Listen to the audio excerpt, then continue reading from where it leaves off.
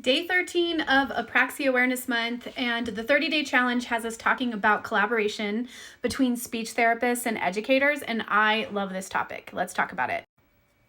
Childhood apraxia speech should be treated using the principles of motor learning, and inherently in the principles of motor learning, to get acquisition, we have to have mass practice, just lots of repetition within the therapy sessions. But then we have to have a way of getting what's called distributed practice, which is good for generalization. And a lot of times in private practice, distributed practice falls on the parents to carry over those targets. But distributed practice can fall on educators in the schools. So my advice to school speech therapists using the principles of motor learning, for them to get distributed practice, is to collaborate with the educators or even staff in the building who are willing to take time and have the child practice their targets, outside of the therapy session with different communication partners. Childhood apraxia of speech is really a team effort.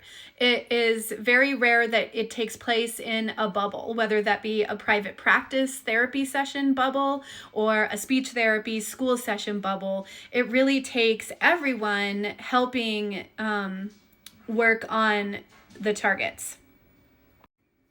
I want to caution, though, that targets that are worked on by other communicative partners outside of the SLP need to be targets that the child can easily produce with just minimal cueing. Like at this point, we are just really working on carryover. So if the child is still requiring a lot of cueing in order to say the target correctly, that is not a candidate for a target that we want to be using for carryover.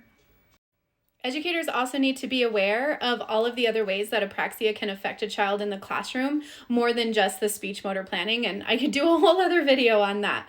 Let me know what you think in the comments. Let me know some ways that collaboration has worked well and for the benefit of the child, and follow along for more tips and tricks related to childhood apraxia of speech.